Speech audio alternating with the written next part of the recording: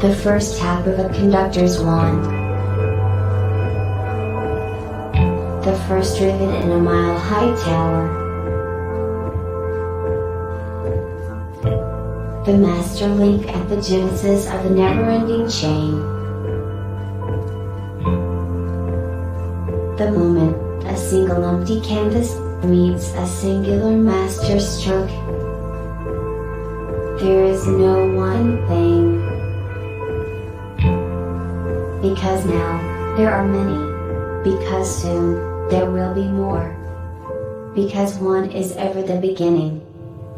Like the first link in an infinite chain, or the first rivet in the tallest skyscraper. The master stroke is found in the masterpiece. What will you begin?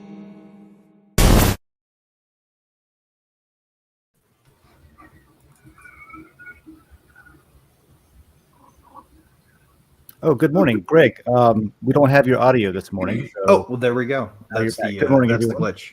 Okay, good morning, everybody. Welcome to the 53rd episode of the World Blockchain Roundtable.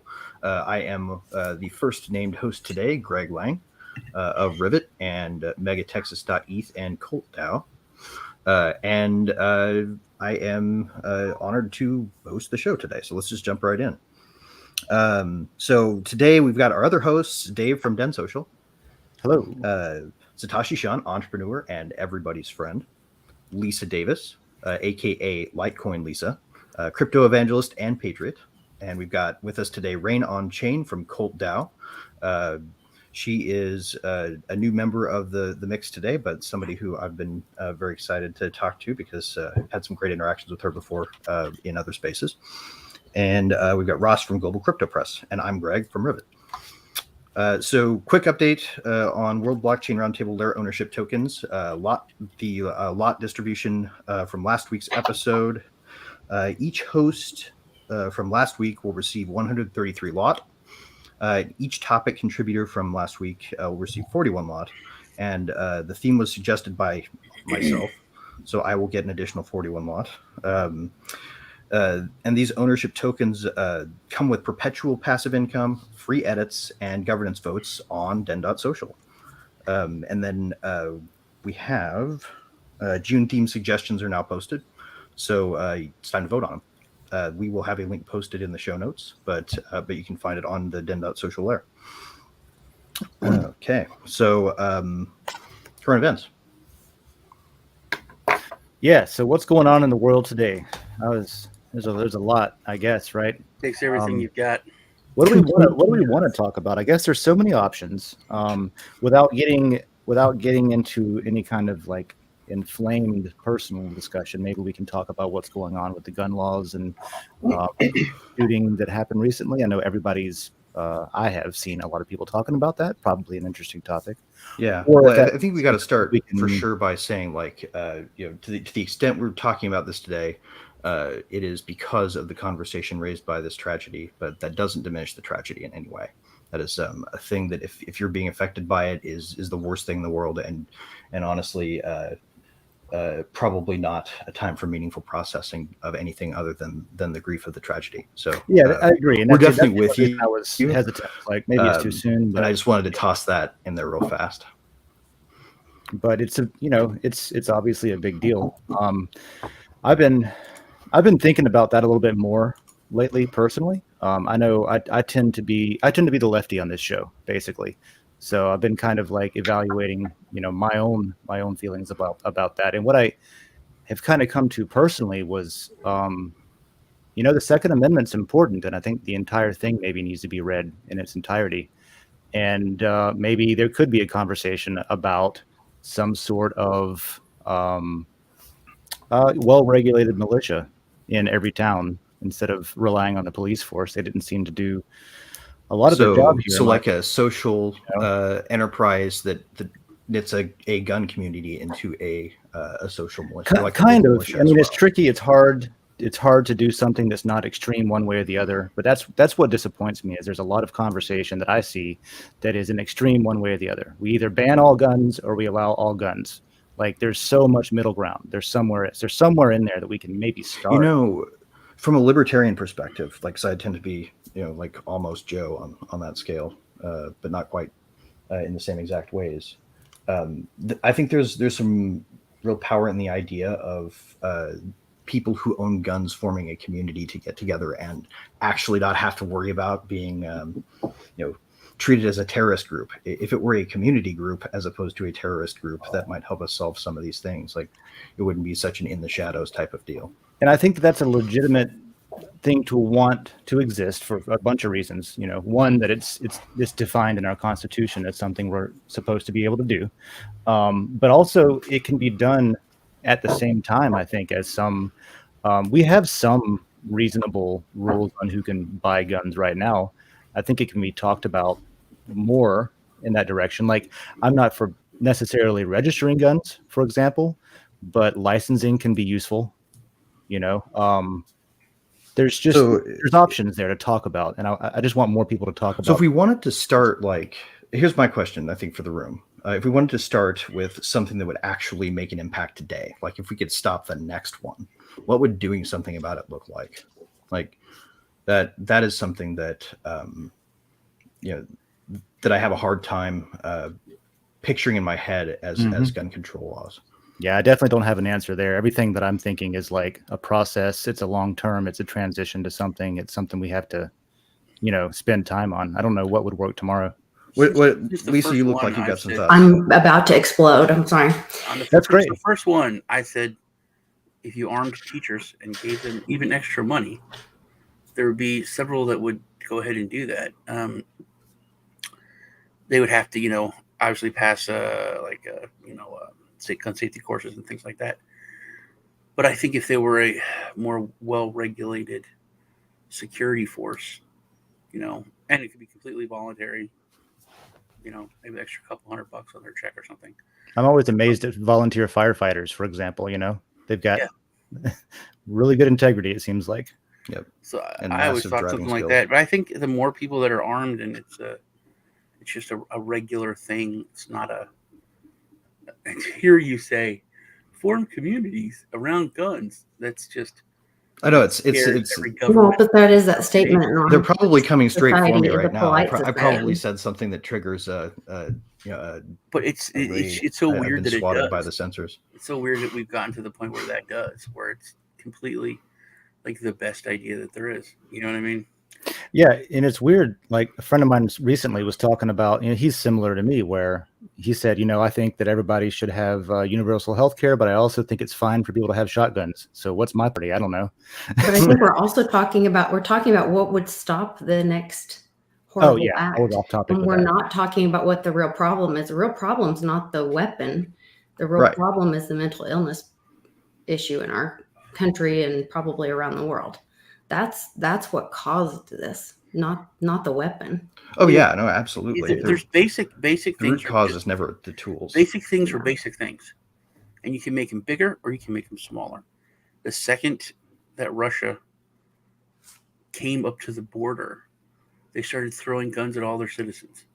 It's like, hey, if a really bad guy is coming, you should defend yourself. Mm-hmm.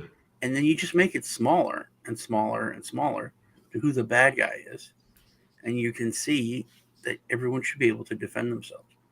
Well, I mean, I think there's two angles here, right? I think we've got two things to consider, because obviously, if we could prevent some loss of life by doing something like that, like doing some kind of tools-based solution, I feel like we're focusing on the wrong tools. Like, why? For example, would we not be talking about, instead of like AI is preventing or calling the cops when your packages get stolen and helping report on that? Why aren't we doing something like, if you detect a gun, set off the disabling loud sonic system and start flooding the school with that safety foam? Right. Like, there has to be some way to just have like actually use our technology to fix the safety of it. Yeah. I'd like to chime in. Okay, there's a couple unrealistic things that we just have to deal with right now that change everything when you take them into account. You have to take them into account. First off is there's 3 guns for every human in the United States right now. banning guns, we were to try to seize them all, starting a civil war aside, that would not happen in our generation, wouldn't happen in our children's generation, Right. it wouldn't happen in grandchildren's generation. There would be criminals armed, knowing law-abiding citizens aren't, from that point on, and it would be horrible. Second off, look up right now on YouTube, 3D printed guns. Okay, the entire topic of gun control is out of date. It's expired. People can print guns at home right now. So exactly, we need to deal with the mental illness because people are going to get their hands on weapons. You know, we constantly, if you pay attention to news outside of America, there are massive knife stabbings, you know, mass killings by knife and machete happening in Europe all the time. There's acid being thrown on people's faces. Well, I mean, not to bring London, up this specific word that killed Alex Jones, but when that happened, that school shooting, the same day, there was a knifing in China in a school that was how many killed? The same amount of people.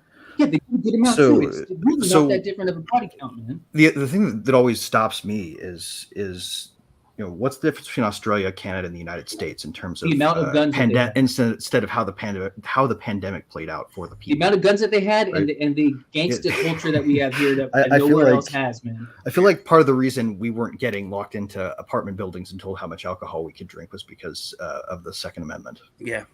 Well, a couple of things that I think is important to be said. I don't know if Russ, you said it maybe, but like, and this is kind of something I always have to fight to start with, is the reality of what exists now. You know, if we're starting this conversation right now, if we're not, you know, like the outdated argument, like Ross was talking about, do guns exist? Yes. Are they fucking everywhere? Yes. Okay. Now, do you see the problem with trying to say, oh, they're all illegal all of a sudden, everybody's going to go turn them in? Ross is right. It would start a civil war. Right? We could have done it right after we won. It would be the federal government declaring war on generations of humans. Now, that's not we gave our independence and seized all the guns. Maybe I made a post about this a couple of weeks ago, and the thing is that gun owners are the most law-abiding citizens there are. You know, they know that the government they have a special, you know, agency that's watching them. But if you take that and that leash off of them, because they're the most I think gun owners are the most awake people there are when it comes to their rights and what's going on. And they're obviously even super liberals. Well, they go out and get that gun because a riot came through their neighborhood. You know, they know they're fed up to where they're doing something that they don't want to do because they don't trust the system to defend their family and defend their stuff. The real issue there is it's the system. And it's just another tragedy that gets exploited. But if you make them illegal, if you try to take away their guns, or if you turn those people into criminals, if you're a law-abiding citizen who, you know, just grins and bears it and deals with the shit that the government heaps on you, and then all of a sudden you're a criminal, you're free. You know, you're already a criminal. It's not like you're going to do something. But I want to know, does anybody else think it's a criminal? So when being free and owning a firearm makes you a criminal, you have no choice but to either fight. You've already become a criminal.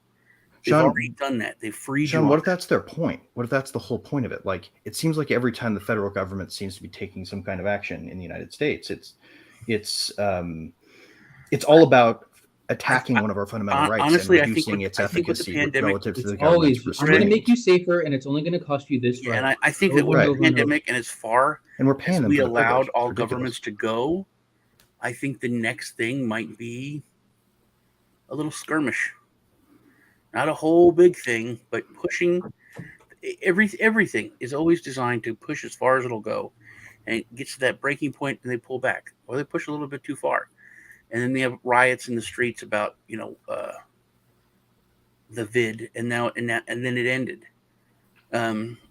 So I think maybe it's designed to push us towards control and to see how far they can go. Well, it's all we can get them down to 3 each, and then they went nuts. That's when they went.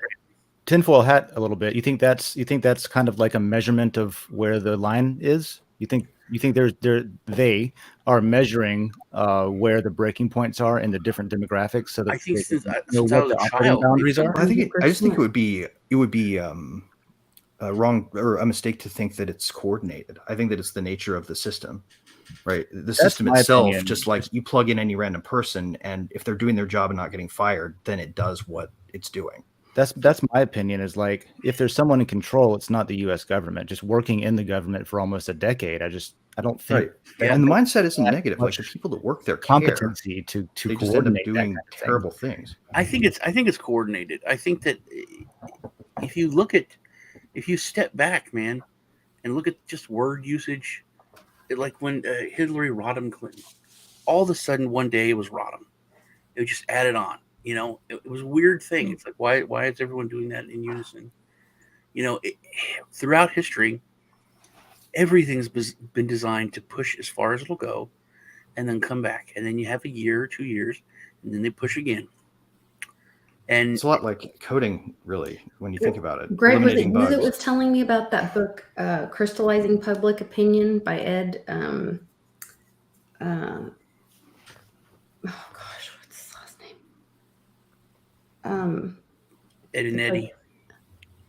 It's like Einstein's uncle or cousin or something, and they basically are like, it's the guy that taught everybody to eat bacon and eggs and got women to smoke in the 20s.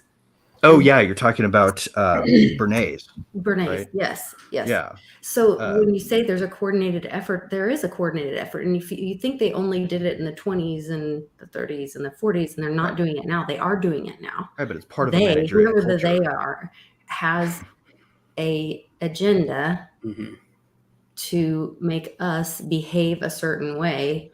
Right. And I think it is the majority, and I think that is what's going on. And we have, but process reform is never a campaign issue. I don't know if you guys noticed this in your lifetimes, but I noticed the Americanization of the world. You know, it was all about America. It was all about Disneyland. It was all about Coca-Cola. I mean, literally, people wore those brands and paid like top dollar to be an ad for a company. And remember that Rammstein song? It's like, I don't speak my mother tongue, because it's, you know, it's all I know is Du Hast. But it's the one after Du Hast where it's talking about, you know, how Germany's not German, everything's American, everybody wants, you know, Mickey Mouse. And yeah, also, I think there's also an element now, in but the my point is, you know, if you can see, I think it's a concerted effort, because we went back to a European colonization of the world, and now everything's not Americanized; it's more Europeanized. You know what I mean? Everything is going in that direction of the EU, of the way that they think. There's not much difference between the United States, Canada, and Great Britain anymore. And the internet is the world, right? Like, that's the real, like, it's its own culture, it's its own nation, practically. Yep, those days are over. Where you know, I grew up in Ireland and emigrated to America when I was 20. And yeah, there was vast. I mean, the culture shock was something else, but that's just, you know, when you emigrate. But over the years, I've gotten to see what the internet has done, and it has broken down the borders for sure. And those days are over, you know, where I grew up watching all the American shows and dreamed of America and all of that sort of stuff. And then got here and was gravely disappointed in what was presented to me on television, in the Waltons and Little House on the Prairie and whatever else. I'll give away my age. But yeah, so, you know, it's interesting. The internet has changed everything. I talked to my brother in Ireland, and, you know, he understands everything in the world now, rather than he's stuck in Ireland with nothing. You know, it's a phone. And in the beginning, I used to write home. You know, I used to write on a piece of paper. So yeah, those times. What I wonder is, you know, what you're talking about. You're from another Western civilization, though. Yes. I wonder, and I agree. I think it has merged a lot. If you speak English, basically, we're all going to share the same pop culture right now. But how do you feel as far as the internet and the effect it's had on cultures that can't communicate that well? Let's say Western and Middle Eastern. You know, like, is the division actually bigger because of the internet? Well, they were discussing it last night on a space, massive space on Twitter, and I popped in, and they were all discussing basically, you know, that the language barriers now what's holding us from emerging as this powerful, universal crowd of people that are bloody well done with all of the shit, right? So, and last night they were talking about how do we get translation? How do we get everybody on the same space? How do we bring the East and the West onto the same space and we're all hearing each other, and tone and inflection and how, they were talking about all of that technology. That's around the We corner. need interpreters in there. That would be the way to start, right? Sorry? We should have interpreters as a way to start. That'd be kind of cool. cool. That's wonderful. Yeah, they were literally bouncing ideas, some of the greatest minds in crypto. And they brought on a guy, W, I think was his name on Twitter, from the East. And he brought on all of his crowd. And even though, they didn't, there was no Mandarin, they came on and he was like, this is what I want to do. I want to unite both sides. It's time. And I think that's what's happening. I think there's an uproar, and both sides, all the world, is beginning to recognize DAOs. They're beginning to recognize it's possible to make change by uniting. It's hard not to be inspired by that too. I think you're right. I see something similar, and something we've said here before is like with the war, with Russia, with Ukraine, with the US, the people don't want to go to war, right? The people don't want to do that. No, they don't want to detonate their homes. They want to build better ones. And now that the people of one nation can directly speak with the people of another nation without going through so many gatekeepers of what's, what the game of telephone of what the message actually is or what people think over there of each other, the more obvious it is that no, Russians and Ukrainians and Americans don't want to go to war. It's the people that are driving these countries to war, making it so. It's not us. It's not the people. Right. So, right. That becoming online, man, that's not what we're seeing. We're not seeing Russians and Ukrainians both getting online and they're being like, man, I really wish our governments were fighting. No, they're flaming each other online, man. Like, are they? Crazy. I mean, it's crazy, just vitriol hate. Right, but we also know that there are so many more bots on Twitter than there probably was ever acknowledged. Like, how many of those people are just like part of the propaganda push? You know, like some of those people are probably people that have been convinced. But I bet the majority of the people throwing those kinds of arguments around are not really people, but clandestinely assembled bot armies. Yeah, I tend to agree. And I just think that, it's going to change. I really feel it in the air. The way they were talking last night, when he came in and brought his community in, he was saying, we think the same as you. We want change, and we want to unite. And, we've all been programmed to think that we're separate. We are, though. We are. I mean, think of it this way. It's not a language barrier. It's not that I can't understand someone from Saudi Arabia telling me how gays should be executed and women shouldn't be allowed to drive, It's not the language that why we're not getting along, No, well, that's true. It's more than that. It is. But if we don't start at the very beginning of, mental health and trying to unite us, then we can't even, none of us can figure out what on earth is going on and what's bots and what's not, and where the corruption started and where it's going to end. We could sit here and discuss it for 20 years. I think that's one of the real disinformation. The real thing that all these agencies and everyone is complaining about should fix, and that's not a free speech issue. That's they're bots. It's a well, and bureaucrats are kind of like bots when you think about it.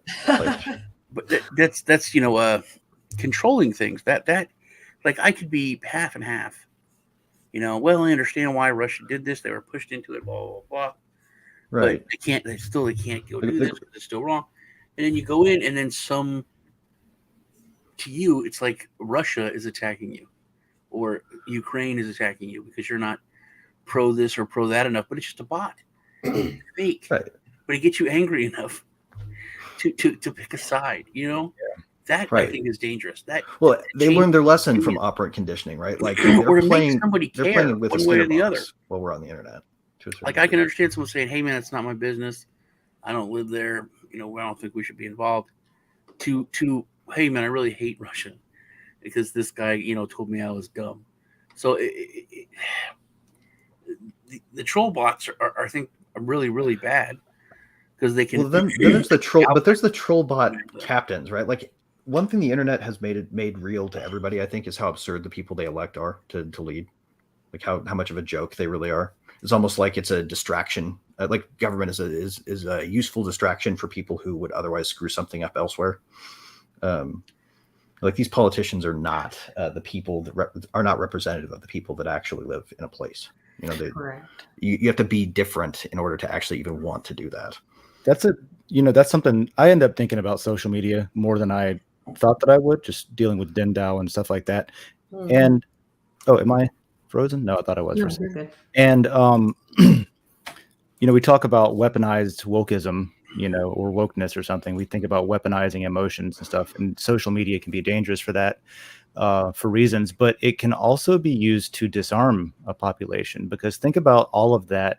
We talk about anger and frustration and wanting to do something and voice your opinion and make sure that you are heard and represented ideally.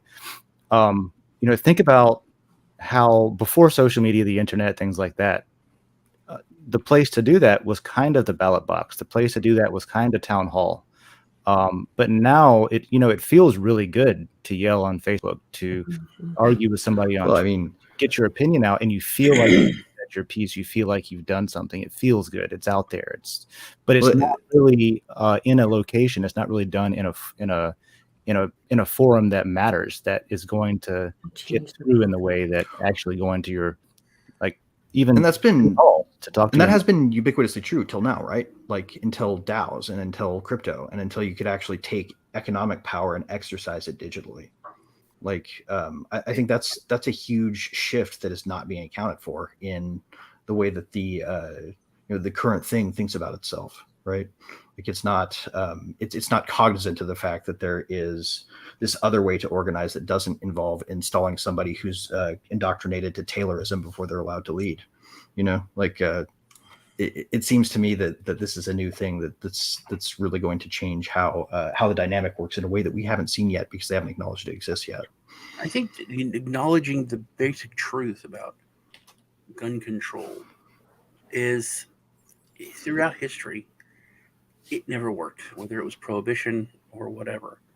The perfect example to say that, only criminals are going to have guns is people that commit gun crime are bad. They're violent. They're violent, bad people, and they're going to break the law.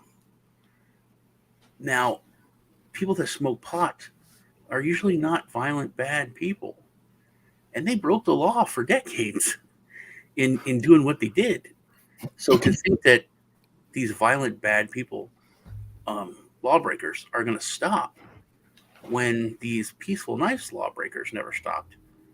No, you have to see that, the bad guys with guns will always come for people that don't have them. Yeah, it kind of goes to what you were saying earlier about sort of, I don't know if this was your point, but it sounded like you were saying, like, deciding who is bad. Like, how do you quantify who's bad? Oh, they have guns. Now they're the bad person. Or now they have marijuana, so they're the bad person. Right. Not anymore. That's legal now. Unless you were already in jail for it, you can stay there. Right. And also, is that a CBD pen or a THC pen? Right. Yeah. How do you check that? How can you even know? Yeah, I have to invade their space and like search them for weapons while I take a sample of it for my lab while I destroy their product. But also the way of thinking. It's like seeing on the news. It's unnecessary authoritarianism. Police came in and they got an arsenal of 11 guns. And it's like, arsenal? And they make a big deal. They're like, oh, he had 20 guns. How many shoes did he have? I mean, okay. That's what I'm saying. Earlier, it's like, it's not the same when you say taking people's guns and limiting how many guns they can have, or making them lock them up and stuff like that. Like, there's still hybrid solutions there where it makes sense to have a shotgun that's loaded, right, and ready to go for. What doesn't make sense though, but if you've got a collection, maybe it's also okay to be like, all right, you can have your home defense, but like, leave your shit locked up. But what doesn't make sense about that though is, how do you enforce that without creating a situation where some people with guns are coming to tell other people with guns what to do with their guns? So that's a problem. That seems to me like the setup for every ridiculous shootout at the OK Corral that's ever happened in human history. It's like, maybe that's where the regulated militia could come in, and that's where the arsenal is. It's the militia armory.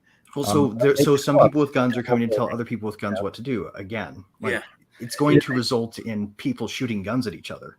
It is difficult. It is a difficult problem. I think you cannot regulate the guns in any way, shape, or form. Well, I certainly don't think you can police it. I think you can regulate the not without causing the gunfights. things that people do. Don't point a gun at someone. Right, but who polices it? Well, and also don't bring a gun to elementary school. How about that? I mean, if you think about the way that our airports are set up right now, and a lot of these and courthouses and all that, but you don't have any protection at elementary schools. I mean, you could Well, I do mean, some but do those things things like really that. protect us, though? What's that? Those things really don't protect us, though. The only effective change they made after 9/11 was to lock the reinforce and lock the cockpit door. The cockpits. Like the airport security stuff that they do. Like I was reading, there's this the test that they do. Yeah, the test that they do, where like 9 out of 10 guns get through. Yeah. Like I got stopped once by a TSA person because I put so much loose change from East Berlin into my bag that I get stopped set off the metal like detector every in my time carry-on. when I have the TSA pre-check. If you're self-employed, you get flagged a lot automatically. But it was like a lot of metal that had to be there to set off the detector. Like a lot of metal. They could miss like a Rambo style combat blade pretty easily. I can agree with that, Greg. Like the things that we have in place right now may look good on paper academically, but there's psychological fixes. The people aren't trained. For like the most scared among us, actually. There's a low bar to who gets to enforce in the first place. And like, I don't know, I have to look into this more, but we were talking about what happened this week, and it looked like there was a lot of people. R15 said schools are soft targets. Well, yeah, and that's the thing with should they be though? No, but the answer is not to turn our schools into prisons. Like we don't want kids going into that environment, right? No, like, for sure. It should be open. Like Sean was talking about earlier, like if teachers want to carry, I guess I'm saying instead of trying to take away gun owners' rights, maybe encouraging guns to be. Here's the thing. I think you have little kids who are told someone's going to come and hurt you or kill you. When they come, we hide like this. When they come, we hide like that. When they come, we hide like that. Mm-hmm. It's mental health. That's got to scare the shit out of generations now. Versus, hey, if someone comes to hurt you, Mrs. Pimpernelli will kill them. Yeah.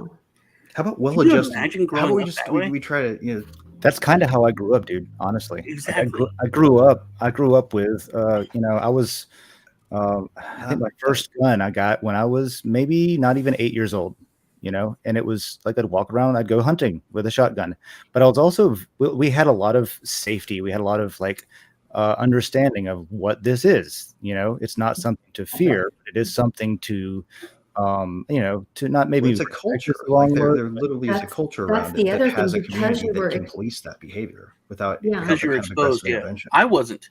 My parents were. My mom was like, "No way, no guns." But because you had exposure to guns as a kid, you understood how powerful it was. You understood how it could hurt somebody, and that's where some of these kids, they play video games and they shoot them up and kill people and they get desensitized to it, and then they grab a gun because they're angry and maybe have a mental illness thing, and then they go shoot up and have this tragic incident.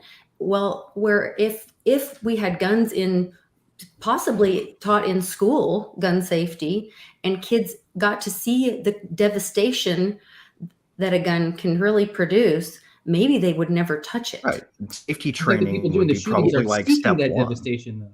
And I did not mention, listen, guys, if this whole thing about they're all Call of Duty players lately, you happen to be the school shooters, but everyone that age is a Call of Duty player, right? So it's kind of misleading. But okay, let's say right now, in theory, that does affect kids and it is inspiring them to do these shootings in some way or form. Like, obviously, you can't blame Call of Duty completely, but it may be that one thing that pushed them over the edge to make them feel like, I've done that before, I can do it again kind of feeling, Just wait, because over the next 5 years or so, these kids are going to be putting on VR headsets to play their shooters, okay? They're about to really experience shooting people up. If video games do cause this, and I'm really skeptical on if they have any effect at all, I just want to say, but if they do, it's about to get so much worse. I don't think it causes it, but I'm saying that they could be desensitized to a lot of it. Yeah, think- at worst, it's a Have fact. y'all ever A done pay-to-earn anything in a first-person video shooter game? is Y'all ever their done anything in a ultimate video scourge game when if you're this is alone true. Mhm. that has made you feel shame? All the time. Me too. Good. All the What time. was the question? Have you ever done anything in a video game when you were alone that you felt ashamed of? No, man. But I don't know. What did you do? I have. There's a I lot don't of get games. the question. Yeah, I don't dude. get the It's like question. Fallout. You like someone's dead. You're like, nah. You start shooting. Well, yeah, or like It's something a Rockstar little games. bit off. You can they had like there's a feature in what is it, Grand Theft Auto, where you can get some of your life points back if you pay a hooker for sex in the back of your car. You can And get then your you can money get the back money with the back club. and run her over and kill her to get the money back. There you go. So I've done Yeah. that. Sure, of And course. you Of felt course. bad about it? But As I was soon like, as it was ah, news yeah, story, a though, little everybody bit. with a a little copy bit. of the game went Yeah. up. Oh, that's I think that's good. No, terrible. you would though. You're too nice. But I laughed at it. If you still feel, if you feel I knew it wasn't a little real. bit, if you feel a little bit Right. like, dude, it's weird that I did that. I shouldn't have wanted to do that. There I didn't is- even know. That's good, man. I You think that's needed that money though. I don't know. I feel like if we don't approach this from a fundamental, like, there are going to be some human beings that come to life a little broken, and then there are going to be some human beings that come to life a little broken in places and situations where it's just going to take that and make it worse and dial it up to 11. The You've also question got- isn't, can we stop this? The it all question comes is, around to the mental health. People uh, getting adequate mental health. the question is, can we catch people early before What they does that show, even like, mean though? Like, what can we even do? Really? it's I mean, over time, for instance, I'm guessing that parenting has gotten better. My parents Right? Since like the 1800s, when you used to have Okay, kids maybe, because yeah, you I think it's needed really extra yeah. plow hands, like, or back into the 1600s No, when I you think might things sell have your gotten kids quite bad to. in that department, sir. No, I'm saying, like, what we need is to trust ourselves to get better at what we do, Yeah. and focus on on not trying to do some disruptive blow up solution. Humanity gets better at what it does over time. The thing that we can do to promote people not turning into these kids that get this situation going. So my parents wouldn't have done that, but they were doctors, like they had time to worry about it. I just think the answer is economic. That's where I ultimately. get back into, some sort of support layer. Again, my wife and I talk about this all the time because she's from Germany, grew up there until like 7 years ago. And I'm from Southern USA, small town USA. And there's like the social safety net is not here like it is in Europe. These family support systems, there's a lot of those aren't With Rain being those aren't from necessarily all that Ireland, helpful. Yeah. I've noticed that it's especially Ireland. Yeah. They're like a generation or so behind. Like you Oh. can still see some of that moral fiber that we've lost. That family, the community, the communities, man. People I being brought my wife home to Ireland a couple of years ago, and she is from Middle America. So it's very similar, Awesome. And it's interesting because when I fly home, it's just normal for me that we have socialized medicine and healthcare. It's normal that in the back of now look, this is exactly how I think today. This is how horrible the world is, because Ireland's a neutral country. The most they'll ever do is land an airplane on their strip and let it go off over to wherever. That's the most Ireland will ever do to participate in a war. And there's a safety in that. There's a comfort in that, let me tell you. And I love America. America now is my home. But in the back of my mind, I'm grateful that my wife and I can still, she can get an EU passport. She can come with me if things get too bad. And I feel like Ireland still has a little, and they are embracing crypto and blockchain like no other. I mean, you go home, they're talking about it in the pubs. When last, I don't know, 10 years ago, they were talking about Holy Mary and Jesus and all this shame and how you can never do whatever. And now they're just this liberated country that, like, they're the only country that voted in gay marriage by popular vote. They're the only country in the world. So I do agree that they have stopped looking at all the nitty gritty and just started to try to work back on, who are we? What do we believe in? And, I do think that there's a little bit more humanity there, but it's because maybe it's a neutral country. They've never had to deal with the wars you guys grew up with, might have That's to true. check out Ireland. That's a good sales pitch. I remember when I was a kid and they were trying to clean up New York at that time. It goes through its stages. But it was just, hey, clean your own stoop. Yeah. Just clean your own stoop. And sometimes it's not that complicated. Someone put in the comments, the closest mental health facility to that kid was 100 miles away. And it's always overbooked. That's like to me, that's the end of the conversation. It doesn't even need to get any bigger. But that goes back to was this coordinated? Because when they shut down all the mental health facilities in the U.S. and then pushed big pharma as the solution back. And then how about when they locked everybody in their homes for 2 years and told them they couldn't go out in public and see faces? What do you think that did to kids? Funny, I think that might trigger some fucking shooters myself. Right. But here's a funny thing, though. I found this incredibly interesting. The president came out and told the U.S., stay at home or else. The Irish government came out and said, if you stay at home and wear a mask and get vaccinated, you can go to the pub. And all of Ireland, 83% went out and got vaccinated. And that's just interesting that they don't feel like they're fighting for their very rights or every decision. I think in Americans... Yeah, but they also could get arrested in Ireland. They had... and our administrative state is a weird aspect of that, though. They had virus cops. There's a real fight there for us in terms of what kinds of things we want to make sure don't get cross-applied everywhere in the future. Yeah, yep. But, it's just interesting. I just feel like that Ireland doesn't even feel like they're in a fight as much as America does. I think the average American feels like they're in a daily fight for their basic rights. Just very basic. You know what I feel like I'm in a fight for in America is the ability to just get shit given to me straight and not assume I'm an idiot and won't understand it. Yeah. Like there's a lot of things that if the messaging was different, if it was not about, them being wrong and me being right, if it was just like, look, here's the deal. This vaccine, we don't know. It seems fine. The option is like, we think maybe a whole bunch of people more will die if we don't do it. Like, don't lie to people. Yeah, I think I agree. Right. To me, and I don't. If they did that, they would be I really don't want to make it political, but it seemed like when it was Trump's vaccine, that it was like that. It's like, hey man, we're gonna get this vaccine out. We're gonna get it breakneck speeds. It's gonna be excellent. It's gonna be huge, but people were like, literally, I ain't taking Trump's vaccine. Yeah, it's our vice president said that. Pushing it that was really fast. They're not doing the tests that they did on all these other vaccines. This is different. I mean, these are like, remember who was saying that at the time? Harris said this. Since then, like there was SNL was doing a bit, and there was somebody on there was like, I ain't taking no Trump vaccine. Yeah, and that's literally, which is so stupid. But then you can't start out that way. But at the same time, like there's really good reasons. When it comes time, they'd expect everyone's like.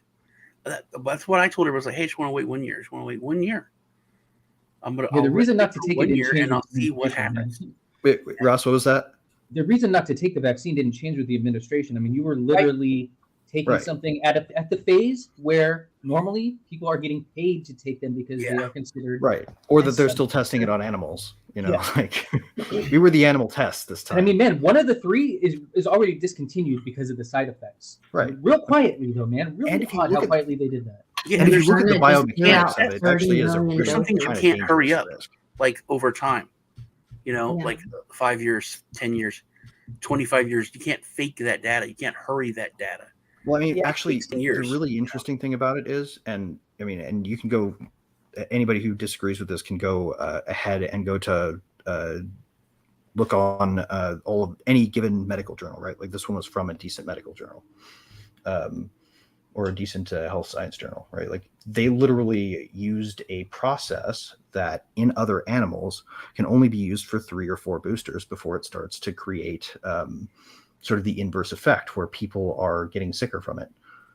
This is actually the technique that we used as the base for whatever they ended up coming out with, which we don't know because it's protected by trade secret protections, right? Like we don't know what's in it, and we can't evaluate it by any other thing 70 years sealed. Than the information they tell us about it, plus what we know about the thing they came from, or that it came from, which was how they treat livestock. Like rapidly iterate a vaccine, they accept a good portion of the population is going to have an adverse reaction, and then they rapidly iterate another one when it mutates. It's not something that ends if we go with that approach.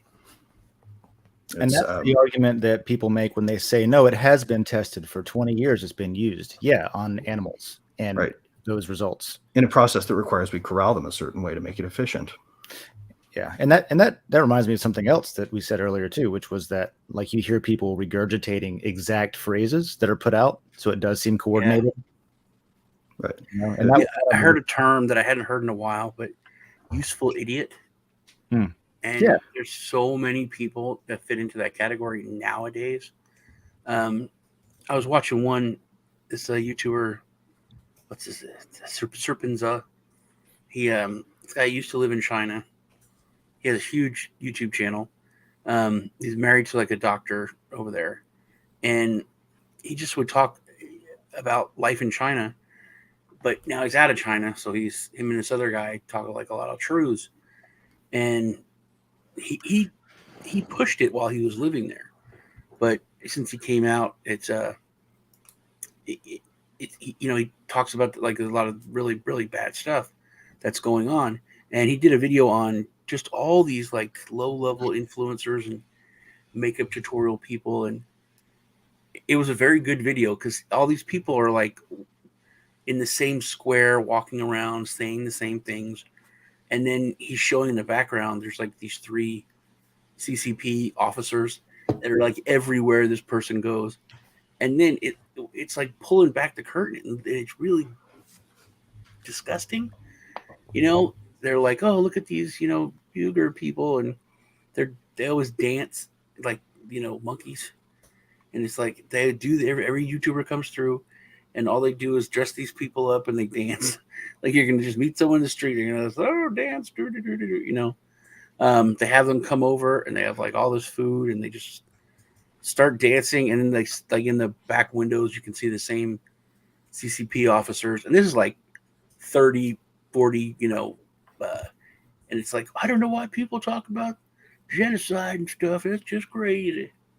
Everyone's so happy and content here in China. Wow, it's beautiful.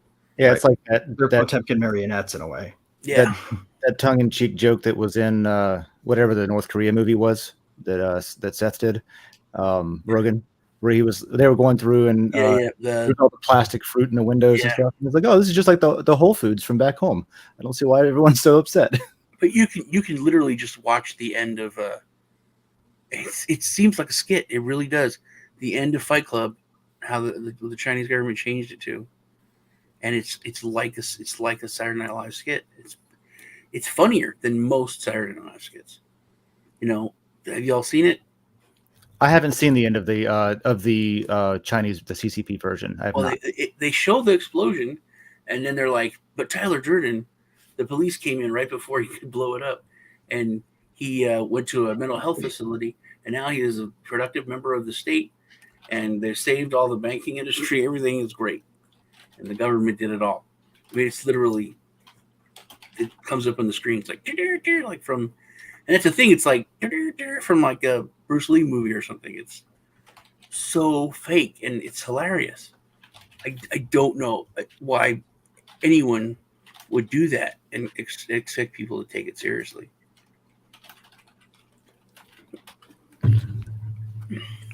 Sorry, I was just typing. I can't talk and type at the same time. No, I'm totally with you. Actually, we should probably do some questions before we. We should go into questions, but I wanted to stay on real quick on what Sean was saying.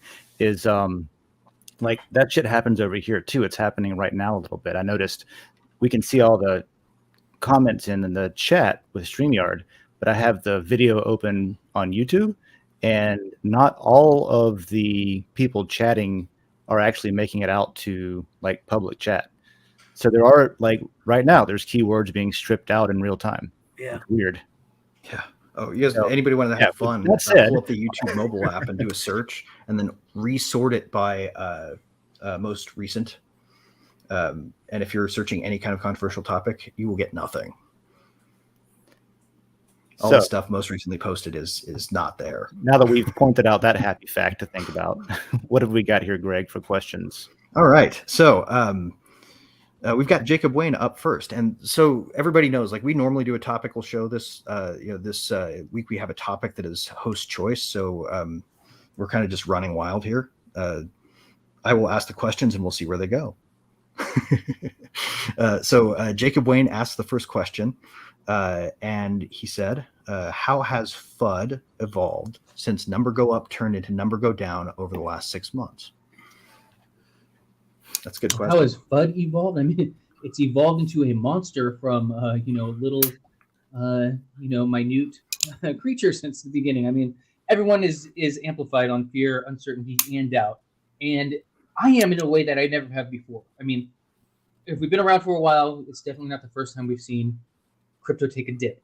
And there's always this thing that's like, okay, this doesn't matter at all, because the dip just means we're about to hit a big all-time high soon, because that always follows that. But with it, and I think with Bitcoin, we still will. But as far as altcoins and the way they were affected by this, it's just something different than we've ever had before. What happened with Luna and the failure of the entire, concept of an algorithmic stablecoin? And you got to understand, people holding that, they were holding it because that's the money they didn't want to be risking at the moment. They thought it was a stable coin. But so a lot of people got crushed in a way we've never seen before. Yeah, it's an embarrassment for the entire industry. I gotta say that it was able to get that big. The flaws and the experimental nature of it was very, very apparent. There were multiple people who had dissect this and clearly explained the risks, and we all just kind of sat back because it was so far so good. It was great until it wasn't. And God, we effed up. And I think it's going to change everything from this point on. We're not going to be so friendly with these experimental concepts again, which may have a downside to it because we may miss out on something really cool. But we screwed over people this time in a way we never have before.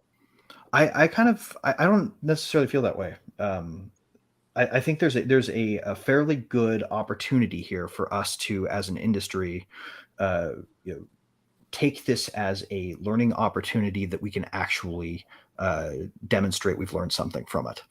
And if we message it similar to how we messaged, like, basically we can't deny the fact that a manned spacecraft blew up in mid-flight.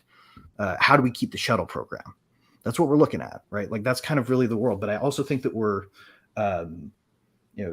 right to approach it from a bold spirit of we can do it even though it's a huge challenge, right? Like, I think as long as we retain that and we don't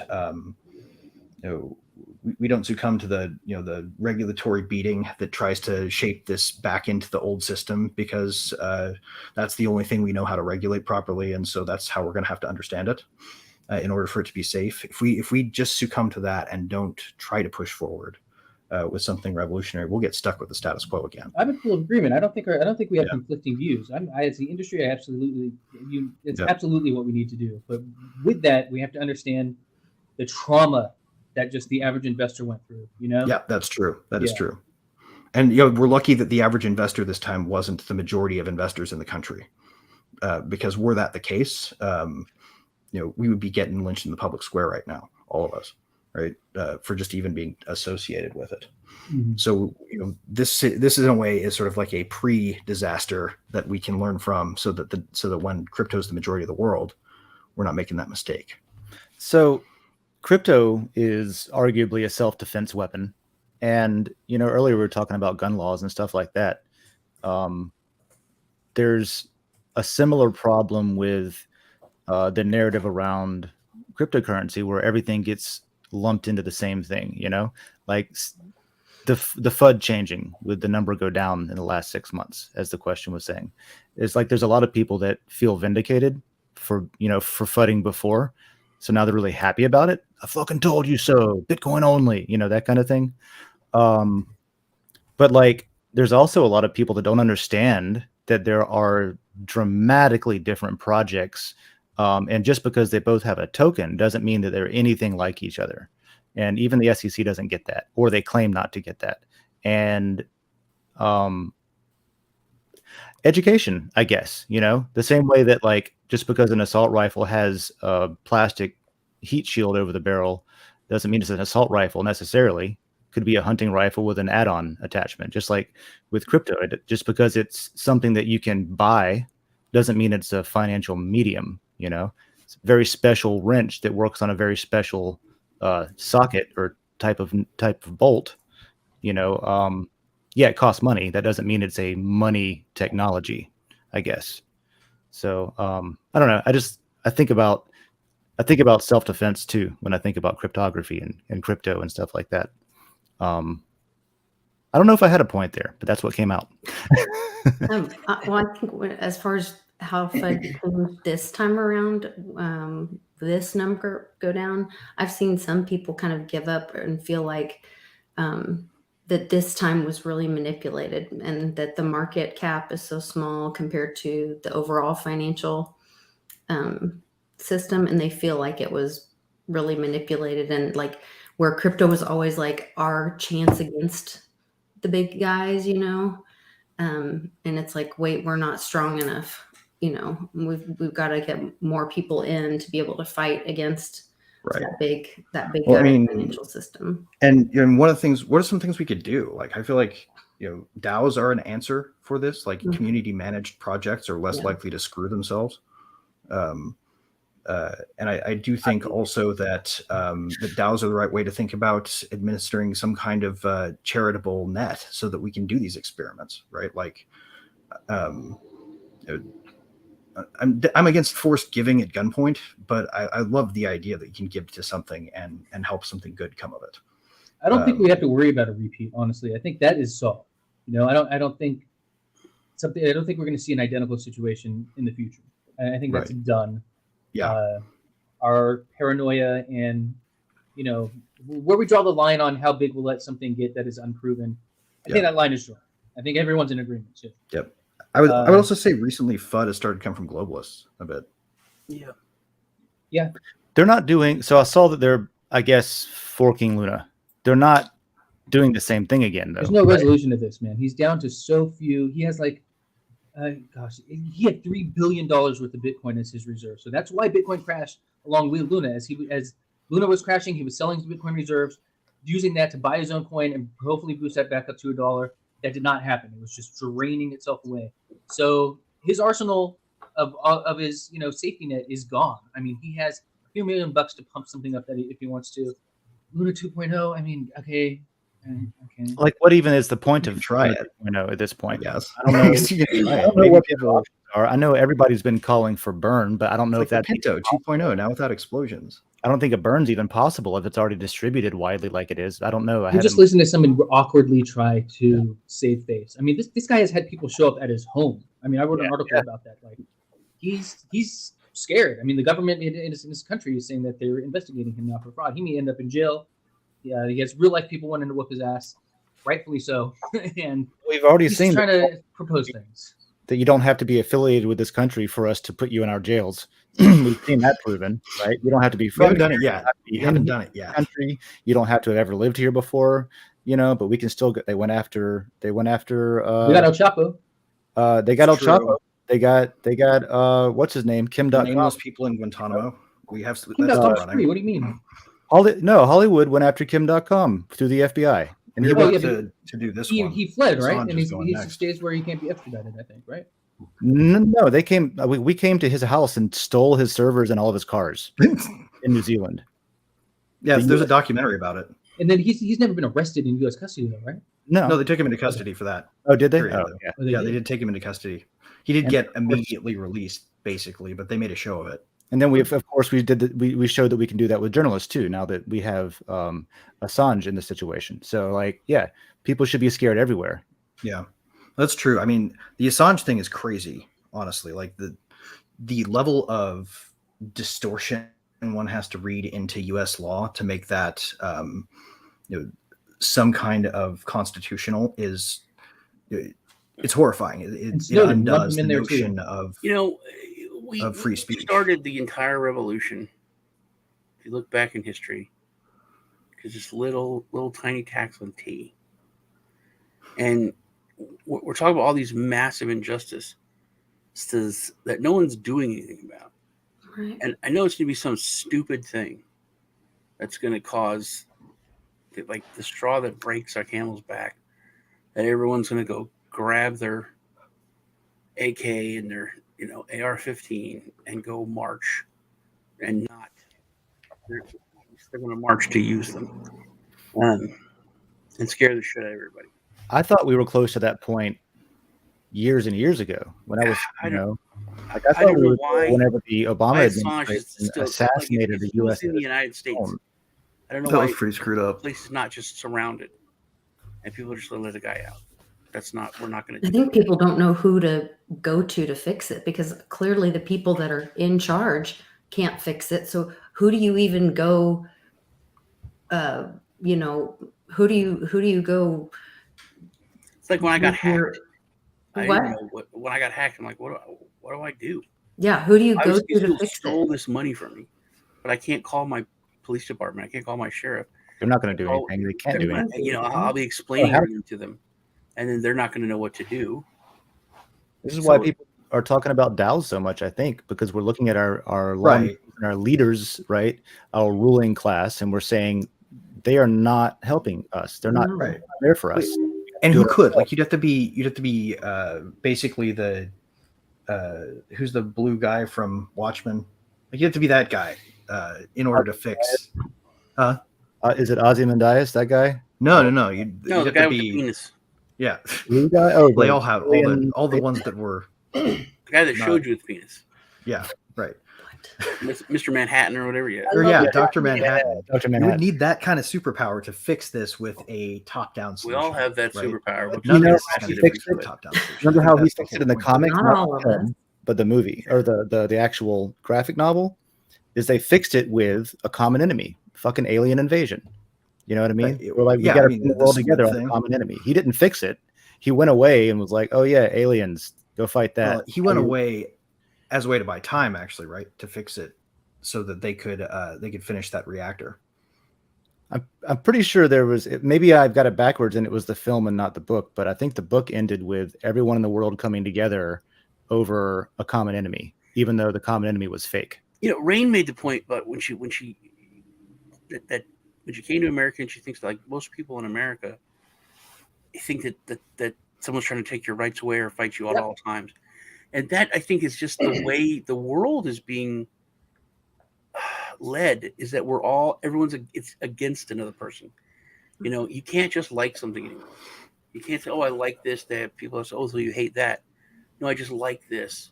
I don't hate that. I like chocolate. I like white chocolate. I don't like dark chocolate. Or I like chocolate. I don't like really dark chocolate. But I kind of like it. So you hate it. No, you got to hate something. You can't just like something. You have to hate. That's what I mean. We're analog people trying to pretend like we're like digital, like binary opinions. So so the solution to this stuff is, we know what gray is. We've invented the color. Even though colors, we don't know if they really exist. I think that the average human is addicted to drama and trauma and all of that stuff. So the answer is incredibly boring to a lot of humans currently. And it's what Lisa was talking about. And so Czar 15 did a great comment. Everything is manipulated when it can be to some degree. Crypto is no different. Crypto is a long game. And it doesn't matter about the short picture. What matters is the big picture. And I think we change a human one at a time. You teach us how to stop hating each other. And that's all I want to do is just, I was raised also to hate another country. When I was young, they were blowing each other up. There was bombs going off in Northern Ireland and stuff like that. So, you can grow up and you can realize that you're being spoken to like an idiot. And I think DAOs that are coming in now are beginning to realize we don't need to swallow the pill anymore. We can start to think for ourselves. We can talk to each other intelligently. We can learn from each other. And that can be incredibly boring at times because that's just one person at a time spreading goodness. And to be honest with you, I think a lot of humans are desensitized to goodness. So I'm just hoping that more and more and more people start to realize that discussing all the shit that's wrong today is great, but the solution is one at a time, every human trying to get us to change our mindset and feel liberated to fight what's broken. Yeah, absolutely. 100% and all of those things, Rain. And rebuild the new stuff. stuff, though. But and I think that's what, when we were talking about, like, where do we march? Who do we go to? We can't go to the leaders because we have to do the things like build the DAOs, build the new stuff. Yeah. Well, Colt Dao is funding the goodness, right? So Yeah. what we do is we fund the good idea. And yeah, it's going to take years. I'm hoping to see the full effect in my lifetime type thing. But if we don't start somewhere, if we don't start merging all of the world together in spaces and on YouTube and wherever, the internet is going to set us free. But it's going to take a bloody long time. And we're going to have to stop being addicted to the chaos. We're addicted to it. You know, Rain, you're going to draw up a proposal for Cult Dao, because I just launched an LLC that's already DAO structured. It just isn't officially one because I'm in Florida, not Wyoming. But, okay. Yeah, I might have to draw up what our plans are and see if you guys are interested in it. Because I would love that, please. Rain, maybe now would be a good time to talk about Colt Dao more broadly, because we've never really just sat down and talked about what it is. I mean, I was never really into DAOs. I saw DAOs a lot. I've been in crypto since 2017. I've gone broke in crypto. I've hated crypto. I've loved crypto. I've done all the things. And I saw somebody promoting it, and I thought, well, I'll just take a glance. And I opened up the page. I would love to say that I had the wonderful, fall off my chair moment with the manifesto, but I actually just glanced at it, read the first few snippets, and invested immediately, because I thought, it probably won't take off. I don't know if the world's ready, but I'll throw some money in it and we'll see. And, about 30 days later, it started to take off. And what is fascinating and the most beautiful thing about this is that I am sick of trusting other humans. We're all corrupt, every single one of us. And the fact that the contract was renounced for 265 years, I was like, okay, that's enough time. We can make some change in that time. And I just didn't. I've been rug pulled. I'm sure everybody has. I've mistakenly given my seed phrase when I was like 90 days in the space. And to see the Cult Dao be released, what fascinated me was that Mr. Omodulus went and emailed or messaged a bunch of people to become a guardian. And there's 50 guardians at the top, right? And I think that's what actually clenched this, because he messaged them. If they didn't reply, they didn't get it. If they did, if they wrote back interested, he proceeded to let them know about the change that's going to happen. Those guardians got a certain amount, and they are the guardians. And if they sell, they drop out of the guardian. I'm one of the many. Probably one of the most vocal, because I don't give a shit anymore. I just want change, and I'm ready to just start being vocal. And just for anyone who wants to know, who are these guardians and how do you find out about them?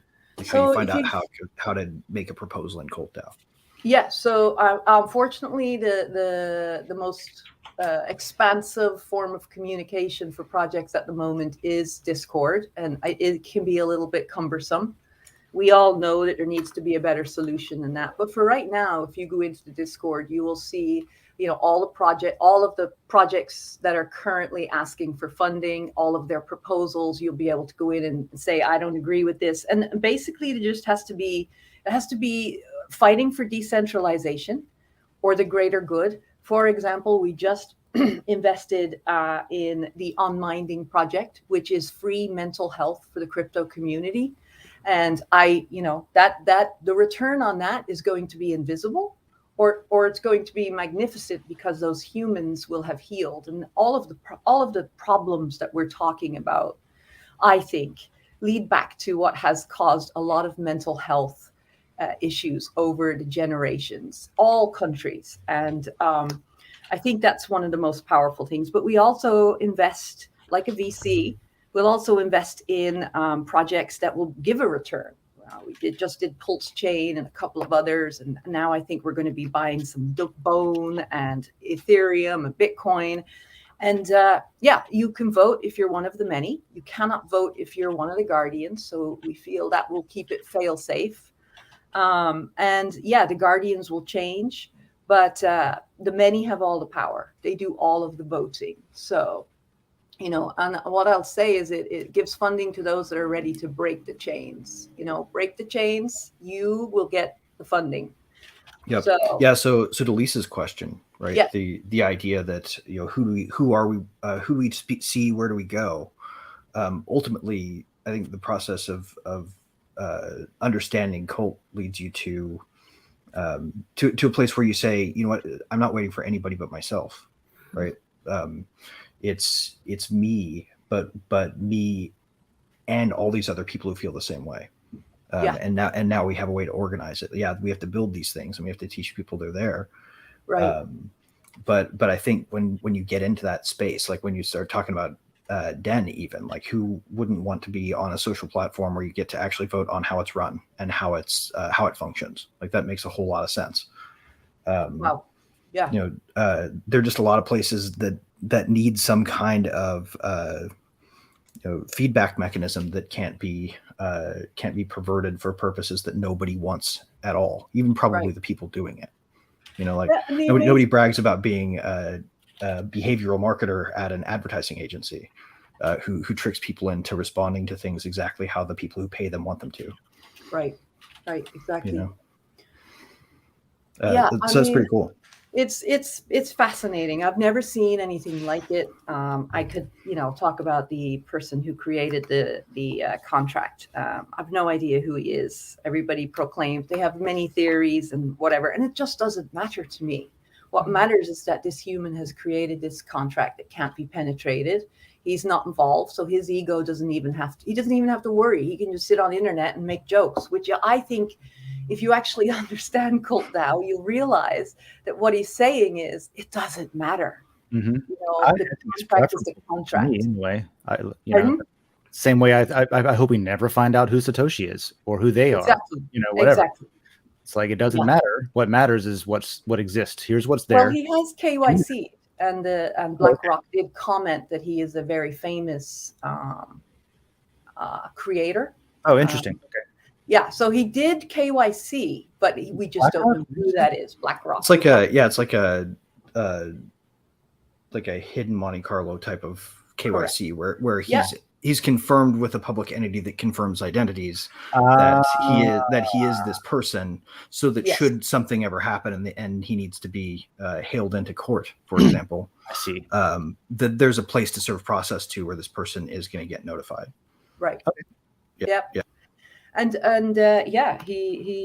so that's the situation with that. And then also, you stake your cult, which is great. Love that. And then I get to vote. Love that, because I'm so sick of not being heard, right? And so I don't want to vote in governments anymore. I don't give a shit anymore. I want to vote with things that make change. And so that's where my new passion is. And if that company that we've invested in, if that DAO or any sort of decentralized organization that we've invested in has a return, what they do is they give 50% back to the stakers and 50% back to the burn wallet. So it's hyper deflationary, which is fascinating to me. Absolutely fascinating. So, and 4% tax. It's 0.4. 0.4. Okay. Yes, so it's very small, but it's still enough that it can fill the treasury at all times, and the treasury funds all of the proposals that are coming up. I like that major what do you call it, incentive to make sure that people vote on the project that's probably going to work out, so that you can get that return. Well, and it's not even so much that it's going to work out. It's more like it's a venture capital approach, where you place a little bit of your treasury into as many projects as you can vet. And the vetting process is the community checks to make sure that they're fighting for something that's good. Yes. Or and that then, protects you from centralization. If only 20% return, right now the mentality is just get the help out to people. And just, there's going to be a lot of hit or miss. So there's going to be a lot of people saying they're doing good. And, we have 5 days to vet them. The Guardian also vets them, because only a Guardian can put the proposal forward. So their name and reputation is on the line. I mean, I only know about 20 of the Guardians. There's about 30 of them that are quite quiet. But, it's just going to keep changing over the years. That's the part I'm most fascinated about, as I keep accumulating, potentially becoming a Guardian, as somebody else accumulates, and others sell. I love the free market concept. I love it. Like, there's going to be failures. It's just free. like be free. So I'm absolutely in awe of it all. Yeah, stop worrying about the underwriter's opinion and start just underwriting things. That's right. Because we can. Yeah. So a guardian is made by the amount of cult that they hold? Yeah, so the top two wallets, the first one, just don't panic, is I think it's the treasury wallet, and the second one is the staking wallet. So I could be mistaking there, but the top two wallets are assigned. They're already just part of Colt Dao. And then below that would be the guardians. Vitalik has been made a guardian, but he has not staked. And, you know, as we get bigger, I'm assuming someday he'll acknowledge it. He definitely loves DAOs. So we'll keep screaming at him until he at least reads the manifesto and tells us to bugger off, you know, but until then, we'll just keep yelling at him. But yeah, some of the guardians were selected. Some of them have, Croat is one of them on Twitter, and he just read the manifesto and immediately became a guardian. He just was like, I want to buy enough to become a guardian. So it's a beautiful thing, and no one is in control, more importantly, because I'm really tired of, you know, a human telling me what to do. Right. Yep, absolutely. Well, the interesting thing about it to me is that you don't have this this role sort of unspecified as opposed to what most DAOs do, right? Like most DAOs end up with people who drive the conversation and who put proposals forth anyway. And they're typically people that the people who you just hold the governance token, but don't really have the wherewithal to put together a proposal. They'll go talk to them anyway, right? Like these tools are normally informal, but I think it's neat that in this case it was part of the formalized process, because that sort of puts a certain amount of, I think, appropriate pressure on the people who do it to be good at it and to be diligent about it. Yeah. And there are some guardians that I'm just in awe of, you know, no matter what they're. What's interesting is people are beginning to realize they have an opportunity to just do good and stop bickering on the internet. And so, you know, I try to swoop in when there's negative comments and just try to stop fighting. Like, I'm tired of fighting each other. We're fighting the wrong people. So yeah, it's great. I'm excited. I'm curious. So I was watching reading some of the proposals, and when proposals made inside Cult Dao, do some of the other people or guardians or people in Cult, like, would they participate or contribute to a project or proposal that was put forward if it was approved, like if they had a skill or something that they saw in that proposal or project? Absolutely. A guardian can't put the proposal. Well, a guardian can put the proposal forward, but the many vote on it. So anyone can put a proposal forward. It can be on anything, doing anything, but you have to persuade a guardian to put their name on. I saw a lot of really talented people, or seems to be really talented people in I think it was on Telegram, and I was like, wow, it would be really cool to have like some people's help with things and whatever. And I wondered if you got something approved, like would some of the community, like, say, you know, like, I'll jump in and help with this or that. Yes. Or, oh gosh, yes. So we just funded a guy. I don't actually know. He just came to a guardian and he became the video guy for Colt Dao. Right now, we're trying to figure out how to get a proposal in that will create a dashboard for Colt Dao so that people can see the proposals in real time, what's being discussed out of Discord, right? So we're just at the beginning. I'd say it only took off about 2 months ago, 2.5 months. So we're so new that we don't, you know, it's fascinating to see what discussions are coming up. And the big brains seem to be coming towards Cult Dao is what I'm noticing. Big brains coming in and recognizing this could potentially change things for the better.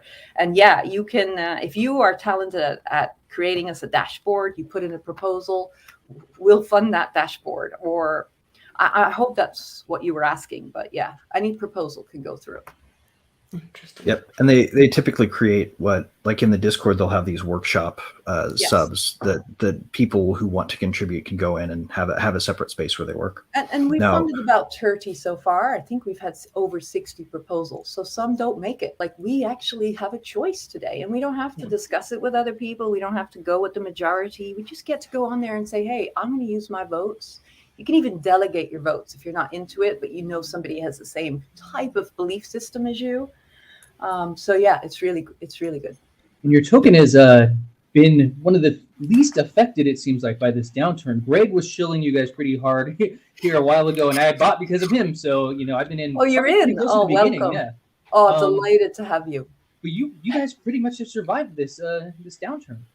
Well, what I find interesting is the creator just kind of jokes around and laughs. It's as if he knows that, like, this is you can't penetrate this. So we have a mission, and for the first time in many years, I have some hope, and that's wonderful. Crypto gave me hope. This gives me another layer of hope that we could actually change each person one by one, by breaking down the barriers of communication, by breaking down all the walls of centralization, and giving people choice. You're so aligned with what we're doing at Den. I love it because, part of our thing is breaking down barriers too, especially like among people who don't know or care about cryptocurrency. There's a lot of very intelligent people right now that are getting into DAOs because they understand the power of it, or even just they understand that you're talking about brain power and people coming in, just having access to brains is such a valuable thing in itself. Membership in it, that's almost like a utility of a membership of a DAO by itself is access to power. I agree. That's number one, actually. It's the single best part about DAOs. I was thinking that last night. I'm like, God almighty, I get to sit in a room with these amazing, incredible minds, and I get to become more intelligent myself. Like, it's beautiful, and it's conversations that I've never witnessed before. I've never had the freedom to say them. Or it's been a conversation in a way that has a lot of aggression or fighting each other. And that was never my language. I was just like, I can't. It's exhausting. I tried for a while, but it was exhausting. It is exhausting. The same type of people exist outside of cryptocurrency and blockchain too. Yeah. And so something that that I try to focus on with what I'm doing is creating an interface that's so simple, like an app on your phone, where you can participate in a DAO, but maybe not even know it. That would be powerful. And we're looking to merge, like, with DAOs, support each other, because, we don't believe that being separate is the way. We just don't. Totally. So if anybody is fighting the same fight, we want to fund them. Well, let's at least meet up outside of sure. the time, Rain, because it sounds like we could have a pretty great talk about this. I agree, and I hope to bring a couple of guardians that will help explain things a little clearer, more technical than me. Cool. Well, Rain, I would frankly think you're probably destined for guardianship ultimately at the rate you're going, because you just piqued everybody's interest here with with practical ideas. Like, I'm tired. Cool. I'm tired of being sick and tired. So, I hope other people are too. Absolutely. Absolutely. For myself, it was something that I was waiting for to see happen, to see somebody make it. I was hoping that it wouldn't have to be me that made something like Colt. And that's when I saw it, that's why I joined it right away. I did the same thing you did. A couple sentences. I was like, okay, if they're doing it, I'm going to try. Oh yeah. I'm like, if this takes off, I'm in. And it took off. But I mean it's had a massive correction, which I also love. I know most people won't like that, but I actually believe in, a free market and people selling and buying, and nobody shaming anybody for selling or buying I'm just sick of it. Like, just let it be. I thought that was part of the tokenomics. That was my understanding from the video, that was part of it, that was calculated into it. Was that absolutely correction? Yes. So, like, even if it's a downward market, we're still filling the treasury. Right. That was my understanding. Part that I only figured out last week was that, like, even if we're in a bear market, we're still filling the treasury. And then when we're doing that, when we're funding a project in the bear market, we're burning even more Colt because the price is lower. Right. Okay. So that's where truly the genius is that I didn't even realize. I was like, oh shit. So in a bear market, I can go dancing. You're burning the arse off Colt. I'm delighted about it. Yeah. There are some great educational videos, and then maybe that's from that video guy that you were talking about. Yeah, it is in the Telegram group, and I don't know if they're on YouTube, or I'm not sure where they're being housed, but somebody had sent me in the Telegram group some of those educational videos on the tokenomics and some of the other things in the DAO cult group. So people can find those and get caught up and educated on that really quick. And read the cult manifesto, as Greg after the stream, I'll at least tweet that video link to the Cult Dao videos. They're phenomenal now, and Cult, funded it. So what's interesting is that I've literally spent the past 3 or 4 weeks trying to just break my own mind out of the box that it's bloody well in, and just get out of that and think of everything. Can it be decentralized? Can this do greater good? Can that? I mean, literally taking my trash out type stuff. I'm like, wait. So I don't know. It's freed my mind. It's changing how I think. It's making me realize that we actually do have the power, and if we help to heal each other, we'll stop the bickering and hopefully mature enough to do the change. Damn right. And the price will literally take care of itself. All we do is strive as hard as we can for that good. I mean, the price is the price. Who doesn't want to make money? Let's not be ridiculous. Right. But similar the tokenomics, if you truly comprehend the tokenomics, you will go dancing. You will buy some, you'll eat some ice cream and love your family. I learned in with bear markets and mining whenever I was getting into that, and I learned the same sort of thing. As if I believe in the project and I'm aligned with that community's mission, and we're all on it. Okay, here's what we're doing. The result was that in the bear markets, I just got more tokens from mining, like the particular things that I was, like Divi and stuff like that. You just get more because there's fewer people participating because they're butthurt. And the value per dollar, or like of the dollar value, is down, but if you're getting paid in this dollar value of tokens, then you just get more tokens. And if it's going to come up later, then you retroactively all of a sudden hang on to them if you believe in it, and they'll be useful later. So it's similar. So something I just realized, guys, scanning through the questions, because we're kind of down to the end of time. We're getting close. I think we'd probably go over today if you guys want to keep chatting, because this is fascinating. But we've covered all but one of the questions. Oh, really? Good. In everything that we've done, the only thing we haven't talked about is FedCoin. So I think real quick, just let me list some names that also totally get credit because we talked about it. We would have talked about it anyway had we gotten to you guys. You want to go through and read the ones anyway that we to skip, even though we got to them, since they're. You guys were in a really good flow there. I hate to be the interrupter, but that's but it is also my job to be doing this today. So the questions that we did answer from Dragonchain holder, what do you think anxious investors should do before investing? I'm piggybacking off of Jacob's question as FUD and seeing growing meltdown in Telegram groups is kind of a turnoff to me. The price of huge gains, in my opinion, is volatility, and Bitcoin has gone down around 85%, I believe 4 times or so, and this seems to be healthy normal. You're absolutely right. It's healthy normal. We think you should go dancing.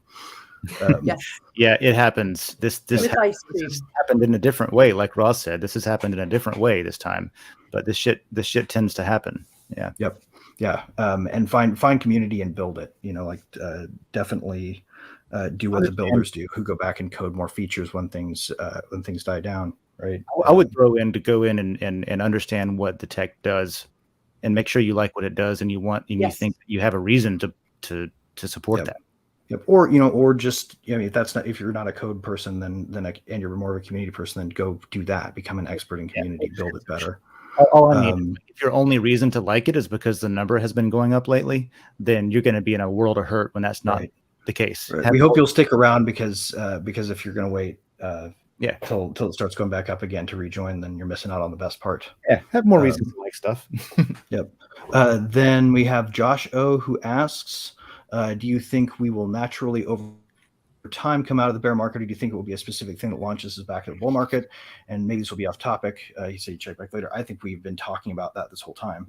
The notion that the DAOs are coming together like Cult Dao right now, and that the mindset is let's try a whole bunch of different stuff. That gets lost in the clutter sometimes of chasing the number. If that stuff goes away, we naturally launch ourselves back into it. Yeah, if DAOs take off like they are currently doing, if they continue to do so, then crypto takes back off too. Right, and if something a DAO invents takes off, and if somebody else invents something that nobody else had thought of yet, or if someone finally does what I really want to see and builds a decentralized, uncensorable, autonomous scooter service, where you can just sort of drop them wherever and they take care of themselves. Just the chaos would be funny. I mean, I think that's kind of happening right now. Even Greg, as your mega ETH Texas or whatever your Mega Texas. It's the United Counties of Mega Texas in its full version.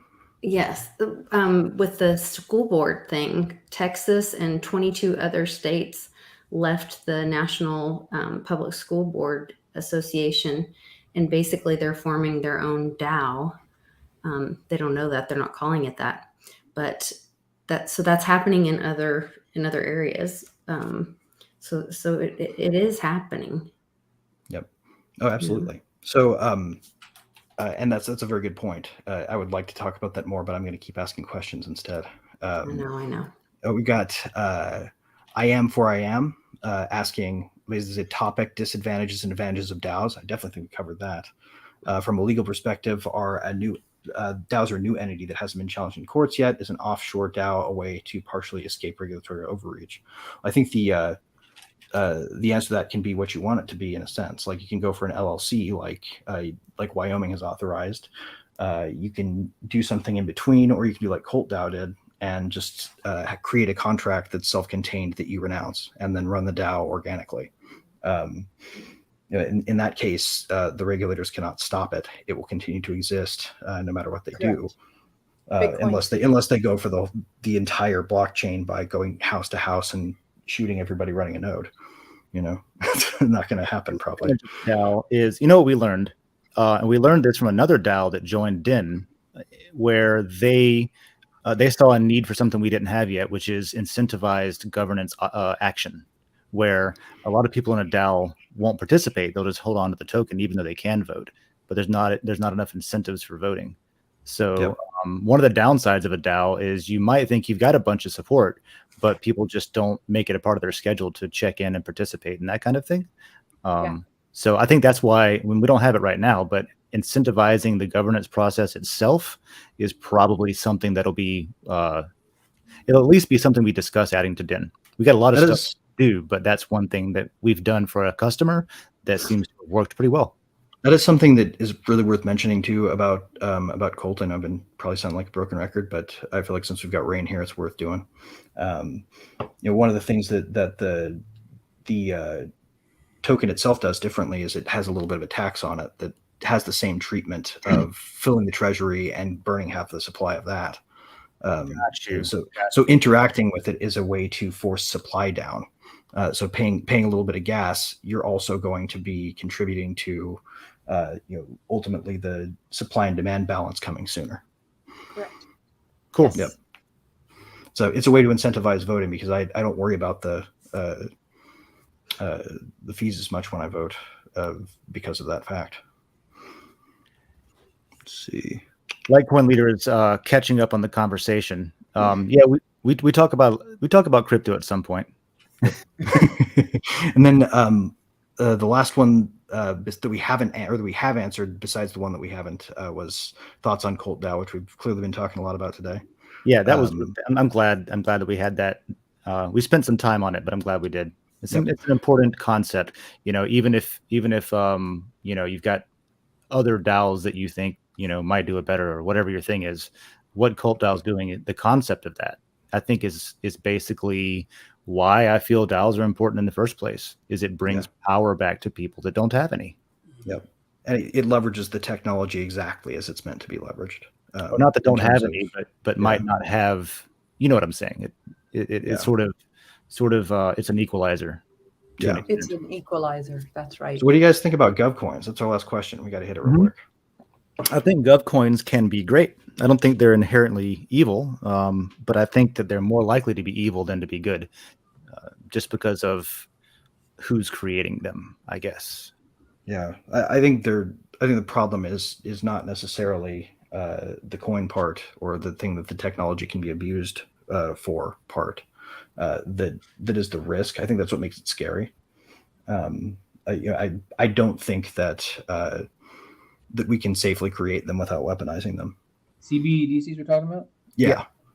I mean, it's a really kind of creepy abilities the government will have to trace your money, but I think realistically it is inevitable. It's happening sooner or later. Probably not this administration, but as soon as we get maybe someone a little younger in there who's been probably using money digitally their whole life. And how often do you touch cash these days? It feels almost natural to do. We're probably a little more informed than the average person on the downsides of it, but it's definitely happening. Yep. Yeah. Ultimately, imagine if you were doing Colt Dao in reverse and there were only a few people who could decide how the system was run, and the supply was constantly being increased by the people in charge. Yeah, I think the biggest issue is at risk is our privacy. And I think they're going to try to push it sooner than later. I think super sooner from what they were saying in Davos. Yeah, they were saying before the end of the year is what. The one crazy thing is like 5 years, 3 years. When you realize the black budget that we have, the amount of money that is just totally off of all of the books that we are allowed to see. I mean, we have a top secret budget that almost rivals our public military budget. I mean, there's an entire secret space program. Honestly, it exists. And how will they do that when we're digital? It's going to be a hell of a lot harder to hide this kind of stuff then, which is probably why they've delayed it so long. And I don't know what their solution to this will be, but all of that depends on the system we have now. So it'll be interesting. That's a really good point, man. And I just wanted to back it up because I was in the Navy for a while. I worked on Tomahawk cruise missiles. I worked in TSSCI environments for a decade. There's a bunch of shit out there that is either accounted in a way that makes money available, or straight up is just, we don't talk about that. Well, they'll still have their books and our books. They're not going to show us. I don't think CBDCs are necessary. I think that stable coins are basically fake news. They don't exist. They're a pretend figment of our imagination. Not even a dollar is a stable. It's amazing they can maintain a peg at all as fast as the dollar moves. Beyond that, it's it doesn't have to be like this, but I feel like if there were something as transparent and privacy compromising as Bitcoin, for example, maybe that's a spicy statement, but that's what we pay our taxes in, right? So you can trace where your money goes, which bombs you buy, what children you kill, what you're responsible for, what those tax dollars are responsible for directly. Trace it all the way through the government system, see who gets it where it goes. And then on the other hand, the civilians can use something like Monero or something like Zcash or whatever your favorite privacy coin is, to where we can use it like cash and it's not. So, transparency for government and privacy for civilians is something that I would love to see. Yeah, my opinion on this one is probably going to be the most controversial, because I think what we're doing right now is inventing a new form of government. I don't think we have a name for it yet. I don't think it involves empowering specific people, and I don't think that it involves giving unaccountable bureaucrats slush funds to do with what they will with. And I do think it has a lot more to do with right of exit from things you don't want to fund. I think that it's not so much about what implementing basic income. It's about implementing basic tax control. What you do with your funds should be your choice. There's some things we need government to do, but we should have a say in how it's done. And there maybe was a time when the average person was too concerned about their hoe or their crop process or their livestock or whatever, farming in the far edge of the frontier. Yeah, I meant that in the garden tool sense, by the way. Yeah. Threw me for a second. It doesn't make any sense anymore to live in the society we live in and let so few people handle the governance. Yes. It just doesn't make sense. And I just feel like that That's the illusion we're getting over with CBDC too. Like, we don't need to do it because we did it with crypto. Like, why do we want to put them at a central place in it? And why do they seem to be the only ones who want to suggest that? Yeah, maybe it's because they don't want to continue becoming irrelevant. Yeah, how do we make the old system that is being what's the word becoming obsolete? How do we shoehorn that system into this? And that's a CBDC. Yeah, exactly. It's like, let's bolt on all the crap that you're trying to get rid of by this innovation. No, thank you. Right. We had another episode where we got through all of the questions. Yep. And we're only about 15 minutes over. So before we call it, I think I'd like to go around and just see what everybody's up to. And do me first because I got to cut. I'm sorry. Yeah, go ahead, Ross. What are you up to? Go cryptopress.com. Just a new article about a couple new protocols that Uniswap will be supporting, launching soon on there. And then, gosh, I had an interesting article I wanted to mention. Ethereum developers have released the new date for Ethereum 2.0 to come out. Nice. Again, so go ahead and log on and check the article where I give the history of all the times they've given us a date and completely blown it. Is this August again, or is it different? No, it's August. Yeah, they're trying to beat the difficulty bomb. A lot of people don't know that exists, but it's going to become harder to mine Ethereum very soon because they programmed a difficulty bomb thinking, 2.0 will definitely be launched by then, so let's have this thing go off so people stop mining 1.0. Well, that's going to happen before 2.0 is even ready, and they screwed up again. God, I hate Ethereum Foundation so much. They've been doing this for years. They call it a glacier typically, and it just makes the difficulty algorithm go up exponentially after it crosses it. I know you got to go. Like 2019, dude, it was right around the corner, and it's just been right around the corner ever since. Yeah. Okay. Anyway, all right, later, guys. Okay, I'll shut up. Bye. So who's next? Dave. Yeah. So, dude, we got DMs on DIN. We haven't had DMs on DIN the whole time. As excited I've been about the platform the whole time, we still haven't had DMs until now, and I think that's fucking amazing. It seems like a simple thing, but it was done in a way that hasn't been done before. Not just because it's on blockchain and everything's on chain and verifiable and yada yada, but we actually have a new way of dealing with filtering your messages and deciding who can DM you and opting in or out or whatever. That's huge. You can actually set a price. If somebody who you're not following wants to get a hold of you, you can just set a price and say, okay, look, there's too many people contacting me. Offer me up this much of the Matter token or the Lore token, and then I'll talk to you. And then maybe you can refund that if they're a nice person and not a bot. But it makes bots expensive to run on the platform. That's It's a really good solution. It makes DMs into a sort of a marketplace. I've been using them. Good reception so far. So go check out the DM system on DIN. It just launched this week, and I guess I'll make a tutorial for it because we got a bunch of new layers too. We got a tutorials layer, we got a Japan layer, we've got India now, and also GNU Linux. So we have a Linux nerds layer. So that's what I'm diving into this week and all that. So chugging along. DIN is doing its job. That's awesome, man. That's really huge. Satoshi Sean, what's new? I have an interview tomorrow with Joe. Another interview, I think, this weekend. Just follow me on Twitter and keep me in your thoughts and prayers. You got it, man. You got it. We'll have to try out that DM feature. I need somebody to DM, so I'm going to send you a DM on DIN. Yeah, go okay. Up next, Lisa, what's new with you? Yeah, so I had Joe from Dragonchain on with Satoshi Sean and I on Tuesday. We did a great interview about the letter to the SEC regarding what's going on DIN. It was a great interview and conversation that we had. If you guys want to go check that out on my channel, The New Normal, look up Litecoin Lisa on YouTube. And then you can go to litecoinlisa.net and click on events. We've got an upcoming meetup in Peoria, Illinois, where we'll be doing a live happy hour live stream and doing a free Crypto 101 class for any newbies in the area. So we'll be hitting up the local area coffee shops and trying to talk to a local radio station there to try to get some newbies bring some adoption for some new people in crypto. June the 13th or the 11th. Oh my goodness, I don't have it in front of me. I'll go check it out on my website and find out. But so that's coming up soon. And then more events coming this summer. So awesome. Well, and for anybody who wants to, they can follow you at Lisa Mighty Davis to find out more. On Den, yes. Awesome. And Twitter. If you go there, if you want to go straight to Den, that's cool too. Yes.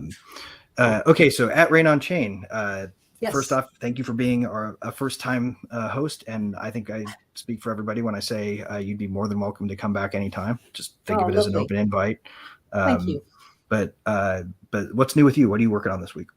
I mean, what I wanted to, I suppose, focus in on is, Colt Dao is just new. Everything is new. And if you're interested in joining a community that's trying to do the greater good, sounds to me like we could fund a lot of stuff in this in here, even what Lisa was saying. So, we have Twitter Spaces on Mondays and Fridays, and Mondays we'll talk about the manifesto, and the co-founder Artorius comes on there and actually talks about how it was created, why it was created, and any questions you have. More technical. On Friday it's more community, so it's more about changing the world, who we are, merging together, finding strength in each other, and uniting all different communities all around the world. So, if you're interested in that, jump on there, follow me on Twitter, and I post all of the spaces that are coming out this week and next week, every week. Awesome. Yeah, that's great. And actually that's real helpful because I keep those on in the background, even if I don't have anything to say. So exactly. Yeah, exactly. Very cool to be able to just hear what people are thinking about with respect to the tech and the ideals. One more shout out for Cult Dao while we're talking about it. I was just looking at the tokenomics over on the side myself. Yeah. I want to say thank you for fixing the plague that is reflection tokens. Yes. Making it go into a treasury instead of just being distributed out to all holders or whatever. Yes. It's just a smart move. Because I hate reflection tokens, but that actually makes sense. That's great. Yeah, reflection is a big topic that we're all excited about, or lack thereof. So thanks for fixing that. Yeah, indeed. We're doing it right, whatever. Yeah, absolutely. And yeah, thanks for joining us and answering all the questions. And and thanks to all our questioners who filled us up with some great questions and topics that we covered anyway in advance. You will all nonetheless, since we got to you, be getting your awards for being on the show. So remember, share the show, smash that like button. If you're not following us yet, follow us. If you're not notifying on the launch of the show, notify on the launch of the show, and spread this around, because the more you spread it, the more you earn for this community and for yourself. So at that, I'll just say what I usually say. And if you haven't built it yet, and nobody else has, the only person stopping you is you. And there are a lot of ways to get help doing so. So if you need RPC service, you can come to Rivet. If you need funding to get off the ground, you can go to Colt, as long as your heart's in the right place. Yes. And anybody in this room, anybody in this community is going to help you if you have an idea to make it real. So don't be shy about doing what's in your heart. So at that, and if you're afraid of it because you don't know it, go to Litecoin Lisa, go to Satoshi Sean, because they do some very good educational content. That's true. So at that, I'll let you guys go. Thanks for joining us on this extra long episode 53. Thank you.